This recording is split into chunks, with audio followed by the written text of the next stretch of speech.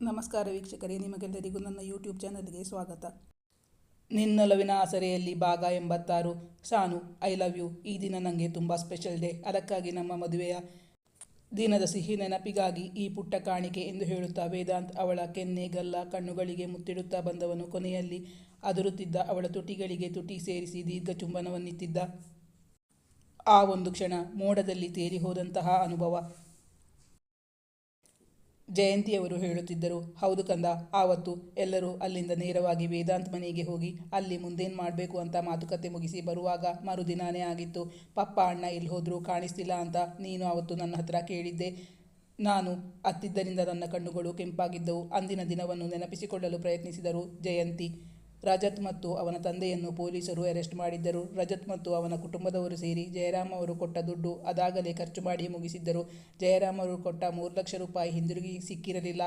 ಒಂದು ಕಡೆ ಮಗಳ ಮದುವೆ ನಿಂತು ಹೋದ ನೋವು ಮಾತ್ರವಲ್ಲ, ಆಹ್ವಾನಿಸಿದ್ದ ಬಂಧು ಮಿತ್ರರಿಗೆಲ್ಲ ಮದುವೆ ಕ್ಯಾನ್ಸಲ್ ಆಗಿದೆ ಎಂದು ತಿಳಿಸಬೇಕಾಗಿ ಬಂತೆಂಬ ಸಂಕಟ. ಇನ್ನೊಂದು ಕಡೆ ಇಷ್ಟು ವರ್ಷ ಮಗಳ ಮದುವೆಗಾಗಿ ಕಷ್ಟಪಟ್ಟು ದುಡಿದು ಸಂಪಾದನೆ ಮಾಡಿದ್ದ ದುಡ್ಡು ಕಳೆದುಕೊಂಡ ನೋವು ಮಾತ್ರವಲ್ಲ, ತಾವು ಅಂದುಕೊಂಡಂತೆ ಯಾವುದೂ ನಡೆದಿರಲಿಲ್ಲ. ಅಲ್ಲದೆ ಚಾಲೆಂಜ್ನಲ್ಲಿ ಸೋತಿದ್ದರು ಜಯರಾಮ್. ಇದರಿಂದಾಗಿ ಅವರು ತುಂಬ ಕುಗ್ಗಿ ಹೋಗಿದ್ದರು.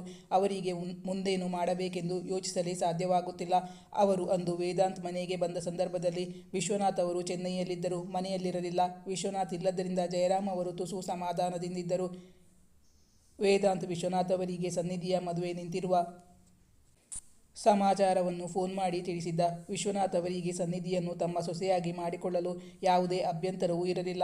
ಆದರೆ ಅವರಿಗೆ ಜಯರಾಮ್ ಅವರನ್ನು ಕಂಡರೆ ಆಗುತ್ತಿರಲಿಲ್ಲವಲ್ಲ. ಆದ್ದರಿಂದ ನನ್ನ ಎದುರೇ ಅವನು ಚಾಲೆಂಜ್ ಹಾಕಿದ್ದಾನಲ್ಲ, ಈಗ ಸೋಲು ಒಪ್ಪಿಕೊಳ್ಳೋಕೆ ರೆಡಿ ಇದ್ದಾನಾ ಅಂತ ಕೇಳವನತ್ರ, ಅಥವಾ ಅವನ ಹಠವನ್ನೇ ಮುಂದುವರಿಸಿಕೊಂಡು ಹೋಗ್ತಾನಂತ ಎಂದು ಮಗನ ಬಳಿ ಕೇಳಿದ್ದರು ವಿಶ್ವನಾಥ್. ಡ್ಯಾಡ್, ಅವರೀಗ ತುಂಬ ನೊಂದ್ಕೊಂಡಿದ್ದಾರೆ. ಈಗ ಆ ಪ್ರಶ್ನೆಗಳನ್ನು ಕೇಳುವ ಸಮಯ ಅಲ್ಲ.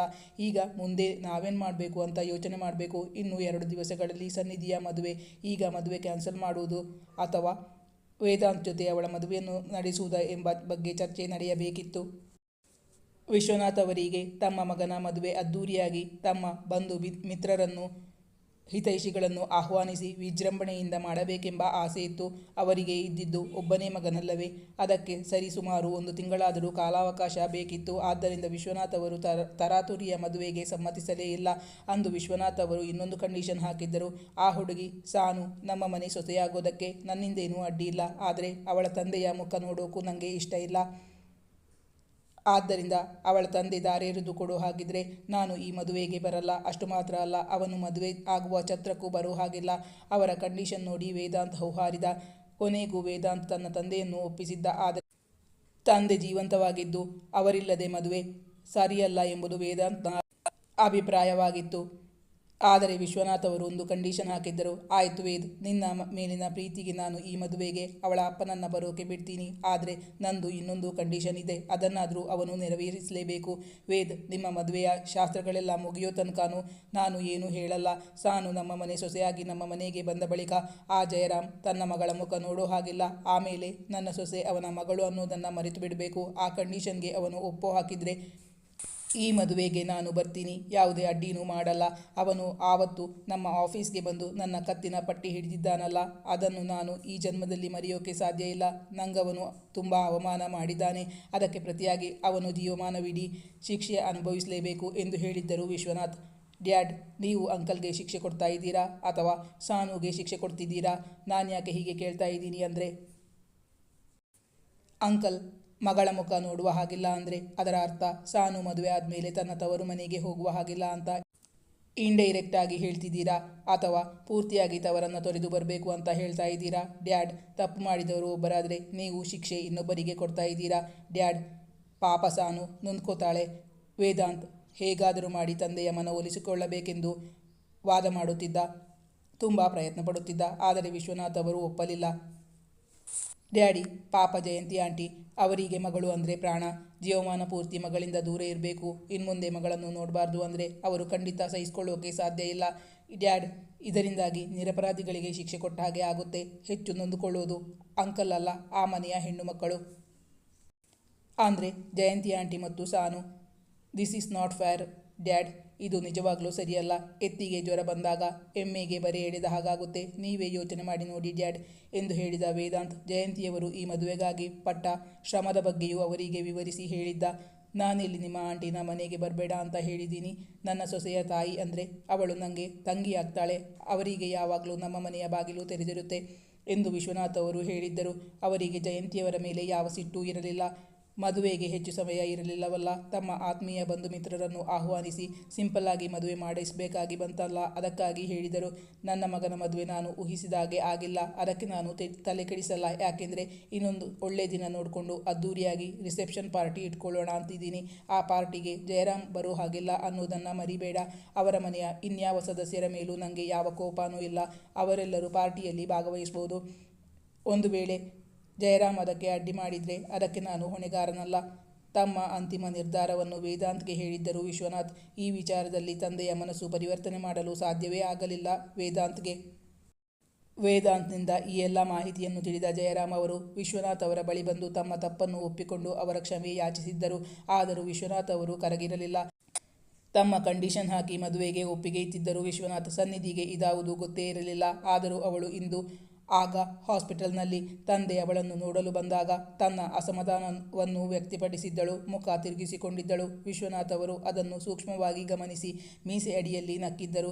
ಜಯರಾಮ್, ನಿನ್ನ ಅಹಂಕಾರಕ್ಕೆ, ದುರಭಿಮಾನಕ್ಕೆ ನಾನು ನಿನಗೆ ಶಿಕ್ಷೆ ಕೊಡಬೇಕು ಅಂತ ಇದ್ದೆ. ಆದರೆ ಅದಕ್ಕಿಂತ ಚೆನ್ನಾಗಿ ನಿನ್ನ ಮಗಳು ಅಲ್ಲಲ್ಲ ನನ್ನ ಸೊಸೆ ನಿನಗೆ ಸರಿಯಾದ ಶಿಕ್ಷೆ ಕೊಡ್ತಿದ್ದಾಳೆ. ನಿಜ ಹೇಳಬೇಕು ಅಂದರೆ ಅವಳು ನನ್ನ ಮನೆಗೆ ಹೇಳಿ ಮಾಡಿಸಿದ ಸೊಸೆ. ಅಪ್ಪ ಮಗಳನ್ನು ದೂರ ಮಾಡಿ ನನ್ನ ಸೊಸೆಯ ಮನಸ್ಸಿಗೆ ನೋವು ಮಾಡಿದ್ದೀನಿ ಅಂತ ನನಗೆ ಮನಸ್ಸಿನೊಳಗೆ ನೋವಿತ್ತು.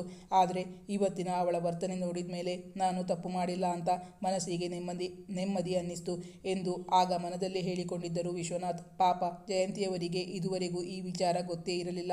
ಈಗ ವಿಷಯ ತಿಳಿದ ಬಳಿಕ ತಮ್ಮ ಪತಿ ಏನನ್ನುವರೋ, ತನ್ನನ್ನು ಮಗಳ ಮನೆಗೆ ಕಳುಹಿಸುವರೋ ಇಲ್ಲವೋ ಎಂಬ ಆತಂಕವಿತ್ತು. ಒಬ್ಬಳೇ ಮಗಳಲ್ಲವೇ, ತಮ್ಮ ಮುದ್ದಿನ ಮಗಳು ತಾನು ಪ್ರೀತಿಸಿದ ಹುಡುಗನನ್ನೇ ಮದುವೆಯಾಗಿದ್ದಾಳೆ. ಅವಳನ್ನು ಪತಿಗೃಹಕ್ಕೆ ಕಳಿಸಿ ಮನೆ ತುಂಬಿಸಿಕೊಟ್ಟು ಬರಬೇಕೆಂಬುದು ಜಯಂತಿಯವರ ಆಸೆಯಾಗಿತ್ತು. ಅದಕ್ಕೆ ಜಯರಾಮ್ ಅವರು ಏನನ್ನುತ್ತಾರೋ, ತನ್ನನ್ನು ಕಳುಹಿಸುತ್ತಾರೋ ಇಲ್ಲವೋ ಎಂದು ಯೋಚಿಸತೊಡಗಿದರು ಜಯಂತಿ. ಆಂಟಿ, ನೀವು ಹೋಗಿ ಸಾನುವಿನ ಡ್ರೆಸ್ ಎಲ್ಲ ತಗೊಂಡು ಬನ್ನಿ. ಡ್ರೈವರ್ಗೆ ನಿಮ್ಮನ್ನು ಕರ್ಕೊಂಡು ಹೋಗೋಕ್ಕೆ ಹೇಳ್ತೀನಿ ವೇದಾಂತ್ ಜಯಂತಿಯವರ ಬಳಿ ಹೇಳಿದ. ನಿಂಗೂ ಕಳೆದ ಒಂದು ವಾರದಿಂದ ರಾತ್ರಿ ಹಗಲು ಎನ್ನದೆ ಸಾಕಷ್ಟು ಕೆಲಸಗಳಿದ್ದವಲ್ಲ. ತುಂಬ ಆಯಾಸ ಆಗಿರ್ಬೋದು. ನೀನು ಸ್ವಲ್ಪ ಹೊತ್ತು ರೆಸ್ಟ್ ತಗೋ. ನಾನು ಹೋಗಿ ಆದಷ್ಟು ಬೇಗ ಬರ್ತೀನಿ. ಆಮೇಲೆ ಬೇಕಾದರೆ ನೀನು ಮನೆಗೆ ಹೋಗ್ಬೋದು, ಅಲ್ಲಿ ರೆಸ್ಟ್ ಮಾಡ್ಬೋದು ಎಂದು ಹೇಳಿ ಅಲ್ಲಿಂದ ಹೊರಟರು. ಅವರು ಹೊರಟು ಸ್ವಲ್ಪ ಹೊತ್ತಾದಾಗ ರೌಂಡ್ಸ್ಗೆ ಬಂದ ವೈದ್ಯರು ಸನ್ನಿಧಿಯನ್ನು ಪರೀಕ್ಷಿಸಿ ನೋಡಿದರು. ಇವತ್ತಿಗೆ ಡ್ರಿಪ್ ನಿಲ್ಲಿಸ್ತೀವಿ. ಇವರು ತುಂಬ ಫಾಸ್ಟಾಗಿ ರಿಕವರ್ ಆಗ್ತಾ ಇದ್ದಾರೆ. ನೋಡೋಣ ನಾಳೆ ಬೆಳಿಗ್ಗೆ ಇನ್ನೊಂದು ಬಾಟಲ್ ಡ್ರಿಪ್ ಕಂಟಿನ್ಯೂ ಮಾಡಬೇಕಾ ಅಥವಾ ಬೇಡವಾ ಅಂತ. ಐ ಥಿಂಕ್ ಮೋಸ್ಟ್ಲಿ ನಾಳೆ ಬೆಳಿಗ್ಗೆ 11 ಗಂಟೆಗೆ ಡಿಸ್ಚಾರ್ಜ್ ಮಾಡ್ಬೋದು ಅನಿಸುತ್ತೆ. ಹೇಳಿದ ಹಾಗೆ ನಿಮ್ಮ ತಂದೆ ನನ್ನ ಹತ್ತಿರ ಮಾತಾಡೋಕ್ಕೆ ಬಂದಿದ್ದರು. ಆಗ ಹೇಳಿದರು, ಇವತ್ತೇ ನಿಮ್ಮ ಮದುವೆಯಾಗಿದ್ದಂತಲ್ಲ, ಇಬ್ಬರಿಗೂ ಹ್ಯಾಪಿ ಮ್ಯಾರಿಡ್ ಲೈಫ್ ಎಂದು ವಿಶ್ ಮಾಡಿದರು. ಇಬ್ಬರು ಅವರಿಗೆ ಧನ್ಯವಾದಗಳನ್ನು ಅರ್ಪಿಸಿದರು. ವೈದ್ಯರು ಹೊರಟು ಹೋದ ಬಳಿಕ ಬಾಗಿಲ ಚಿಲಕ ಹಾಕಿ ಸನ್ನಿಧಿಯ ಬಳಿ ಬಂದು ಕುಳಿತ ವೇದಾಂತ್. ಅವನು ಅವಳ ಪಕ್ಕ ಬಂದು ಕುಳಿತಾಗ ಅದಕ್ಕಾಗಿಯೇ ಕಾದಿದ್ದವಳಂತೆ ಅವನ ಎದೆಗೆ ಒರಗಿಕೊಂಡಳು ಸನ್ನಿಧಿ. ಸಾರಿ ವೇದ್, ಇವತ್ತು ನೀನು ಹೊಸ ಮದುಮಗ. ನನ್ನಿಂದಾಗಿ ಮದುವೆ ಊಟನೂ ಮಾಡಿಲ್ಲ ನೀನು. ಹಾಗನ್ನುವಾಗ ಅವಳ ಧ್ವನಿಯಲ್ಲಿ ವಿಷಾದವಿತ್ತು. ಮೇಡಮ್, ಇವತ್ತು ತಮ್ಮದು ಮದುವೆಯಾಗಿತ್ತು ಅನ್ನೋದು ಮರೆತೇ ಹೋಯಿತು ಅನಿಸುತ್ತೆ. ನೀವು ನಿಮ್ಮ ಮದುವೆ ಊಟ ಮಾಡಿಲ್ಲ ಅಲ್ವಾ ಮೇಡಮ್ ಎಂದು ಹೇಳುತ್ತಾ ತನ್ನ ಎದೆಗೆ ಒರಗಿಕೊಂಡವಳ ಭುಜದ ಸುತ್ತಲೂ ಕೈ ಹಾಕಿ ಅವಳನ್ನು ತನ್ನತ್ತ ಎಳೆದುಕೊಂಡ ವೇದಾಂತ್. ಮದುವೆ ಊಟ ಮಾಡದೇ ಇದ್ದರೂ ನಾನು ಹಸಿವಾಗ್ಕೊಂಡೇನೂ ಇಲ್ಲ.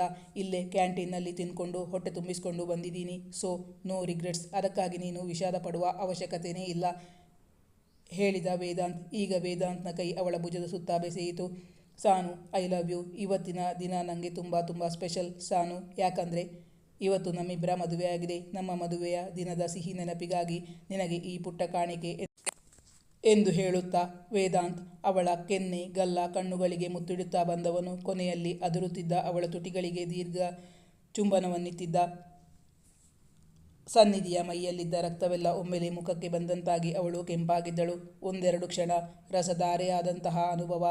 ಯಾವುದೋ ಗಂಧರ್ವ ಲೋಕಕ್ಕೆ ಹೋದಂತಹ ಅಲ್ಲಿ ಅವನ ಪ್ರೀತಿಯ ಅಪ್ಪುಗೆಯಲ್ಲಿ ತಾವಿಬ್ಬರು ವಿಹರಿಸುತ್ತಿರುವಂತಹ ಅನುಭವವಾಯಿತು ಸನ್ನಿಧಿಗೆ. ಬಳಿಕ ಅವಳನ್ನು ಮತ್ತೆ ತನ್ನೆದೆಗೆ ಒತ್ತಿಕೊಂಡಾಗ ಸನ್ನಿಧಿ ಅವನ ಮುಖವನ್ನೇ ನೋಡುತ್ತಿದ್ದಳು. ಅವನ ಕಣ್ಣಲ್ಲಿ ಕಾಣುತ್ತಿದ್ದ ಬೆಳಕು, ಅವನೆದೆಯ ಇಮ್ಮಡಿ ಬಡಿತ, ಅವನ ಮುಖದಿಂದ ಒಸರುತ್ತಿದ್ದ ಒಲವಿನ ಧಾರೆಯನ್ನು ತಡೆಯಲಾರದೆ ಅವನ ಅಂಗೈ ಹಿಡಿದು ಅದರಲ್ಲಿ ತನ್ನ ಮುಖ ಇಟ್ಟುಕೊಂಡಳು.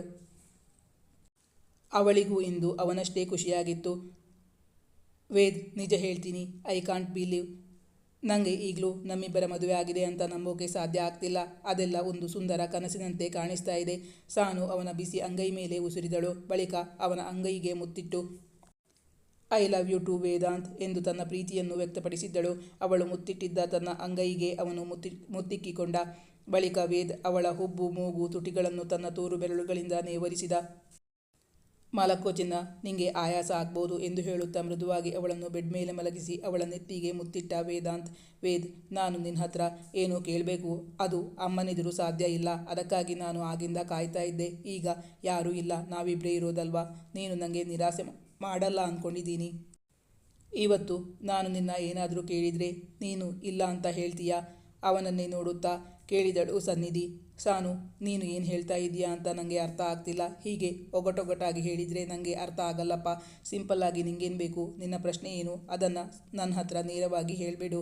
ನೀನೇನಾದರೂ ಕೇಳಿದರೆ ಇಲ್ಲ ಅನ್ನೋಕೆ ನನಗೆ ಖಂಡಿತವಾಗಿಯೂ ಸಾಧ್ಯ ಇಲ್ಲ. ಹಾಗಂತ ಸೂರ್ಯ, ಚಂದ್ರ, ಆಕಾಶ ತಂದುಕೊಡು ಅಂತ ಕೇಳಿದರೆ ನನಗೆ ತಂದುಕೊಡೋಕೆ ಸಾಧ್ಯವೂ ಇಲ್ಲ. ನನ್ನ ಲಿಮಿಟ್ ಒಳಗೆ ಏನಾದರೂ ಕೇಳಿದರೆ ಖಂಡಿತ ಕೊಡ್ತೀನಿ. ವೇದಾಂತ ಅವಳಿಗೆ ಅಭಯವನ್ನಿತ್ತ ಬಳಿಕ ಅವಳು ತುಸು ಧೈರ್ಯದಿಂದ ಅವನ ಬಳಿ ಹೇಳಿದಳು. ಅದು ವೇದಾಂತ್, ನೀನು ನನ್ನ ಮೇಲೆ ರೇಗೋ ಹಾಗಿಲ್ಲ ಎಂದವಳು ಹೇಳಿದಾಗ ಪೀಠಿಕೆ ತುಂಬ ಜಾಸ್ತಿ ಆಯಿತು ಮರಿ. ನೇರವಾಗಿ ವಿಷಯಕ್ಕೆ ಬಂದ್ಬಿಡು ಹೇಳಿದ ವೇದಾಂತ್. ಅದು ವೇದ್, ನನಗೆ ನಿನ್ನಿಂದ ದುಡ್ಡಿನ ಸಹಾಯ ಬೇಕಾಗಿತ್ತು. ನನಗೆ ಸ್ವಲ್ಪ ಸಾಲ ಬೇಕಾಗಿತ್ತು, ಕೊಡೋಕ್ಕಾಗುತ್ತಾ? ಅವಳ ಪ್ರಶ್ನೆ ಕೇಳಿ ವೇದಾಂತ್ಗೆ ತುಂಬ ಆಶ್ಚರ್ಯವಾಗಿತ್ತು. ನಿಂಗೆ ಸಾಲನಾ? ಎಷ್ಟು ಬೇಕು? ಯಾವಾಗ ಬೇಕು? ಈಗಲೇ ಕೊಡಬೇಕಾ ಎಂದು ಕೇಳಿದನೇ ಹೊರತು ಯಾಕಾಗಿ ದುಡ್ಡು ಬೇಕು ಎಂದು ಕೇಳಿರಲಿಲ್ಲ ವೇದಾಂತ್. ಹೌದು ವೇದಾಂತ್, ನನಗೆ 10 ಲಕ್ಷ ರೂಪಾಯಿ ಬೇಕಾಗಿತ್ತು. ಅದು ನಾಳೆ ಕೊಟ್ಟರು ನಡೆಯುತ್ತೆ. ಪ್ಲೀಸ್ ಇಲ್ಲ ಅಂತ ಮಾತ್ರ ಹೇಳಬೇಡ. ನಾನು ನಿನ್ನನ್ನೇ ನಂಬಿದ್ದೀನಿ ಎಂದು ಹೇಳುತ್ತಾ ಸನ್ನಿಧಿ ಅವನ ಮಡಿಲಲ್ಲಿ ತಲೆಯಿಟ್ಟು ಮಲಗಿಕೊಂಡಳು. ತನ್ನ ಮಡಿಲಲ್ಲಿ ಮಲಗಿದವಳ ಕೂದಲ ಮೇಲೆ ಮೃದುವಾಗಿ ಕೈಯಾಡಿಸುತ್ತಾ ಹೇಳಿದ ವೇದಾಂತ್. ಓಕೆ, ನಾಳೆ ನಿಂಗೆ ಅಷ್ಟು ದುಡ್ಡಿನ ವ್ಯವಸ್ಥೆ ಮಾಡಿಕೊಡ್ತೀನಿ. ಆದರೆ ಅದಕ್ಕೆ ನಂದು ಒಂದು ಕಂಡೀಷನ್ ಇದೆ. ಗಿವ್ ಆ್ಯಂಡ್ ಟೇಕ್ ಪಾಲಿಸಿ ನಂದು. ಅದಕ್ಕೆ ನೀನು ಒಪ್ಪೋ ಹಾಗಿದ್ರೆ ನಾಳೆನೇ ನಿನಗೆ ದುಡ್ಡು ಅರೇಂಜ್ ಮಾಡಿ ಕೊಡ್ತೀನಿ. ಚೆಕ್ ಕೊಟ್ಟರೆ ಆಗುತ್ತಾ? ಒಂದೇ ದಿನ ಅಷ್ಟೊಂದು ದೊಡ್ಡ ಅಮೌಂಟ್ ಕ್ಯಾಶ್ ಮಾಡೋಕ್ಕಾಗಲ್ಲ. ಅವಳು ಕೇಳಿದಾಗ ಓಕೆ ಎಂದಾಗ ಅವಳ ಮುಖ ಸಂತಸದಿಂದ ಅರಳಿತ್ತು. ಈಗ ಕಂಡೀಷನ್ ಬೇರೆ ಹಾಕುತ್ತಿದ್ದಾನೆ. ಅವನ ಕಂಡೀಷನ್ ಏನು ತಿಳಿಯುವ ಕಾತುರದಿಂದ ಕಣ್ಣರಳಿಸಿ ಅವನ ಮುಖವನ್ನೇ ನೋಡುತ್ತಾ ಮಲಗಿದ್ದಳು ಸನ್ನಿಧಿ. ಹಾಗಾದರೆ ಸನ್ನಿಧಿಗೆ ಅಷ್ಟೊಂದು ದುಡ್ಡು ಯಾಕಾಗಿ? ವೇದಾಂತ್ ಅವಳಿಗೆ ದುಡ್ಡು ಕೊಡುತ್ತಾನಾ? ಈ ಕಥೆಯ ಮುಂದಿನ ಭಾಗ ಮುಂದಿನ ಸಂಚಿಕೆಯಲ್ಲಿ ಮುಂದುವರಿಯುವುದು. ವೀಕ್ಷಕರೇ, ನಾನು ಹಾಕೋ ಕಥೆಗಳು ನಿಮಗೆ ಇಷ್ಟವಾಗಿದ್ದಲ್ಲಿ ನನ್ನ ಚಾನಲನ್ನು ಸಬ್ಸ್ಕ್ರೈಬ್ ಮಾಡಿ, ನನ್ನ ವಿಡಿಯೋವನ್ನು ಲೈಕ್ ಮಾಡಿ, ನಿಮ್ಮ ಆಪ್ತರಿಗೆ ನನ್ನ ವಿಡಿಯೋವನ್ನು ಶೇರ್ ಮಾಡಿ, ನಿಮ್ಮ ಅನಿಸಿಕೆಯ ಅಭಿಪ್ರಾಯಗಳನ್ನು ಕಮೆಂಟ್ ಮಾಡಿ ತಿಳಿಸೋದರ ಮೂಲಕ ನನಗೆ ಬೆಂಬಲ ವ್ಯಕ್ತಪಡಿಸಬೇಕಾಗಿ ವಿನಂತಿಸಿಕೊಳ್ತಾ ಇದ್ದೀನಿ. Thank you for watching.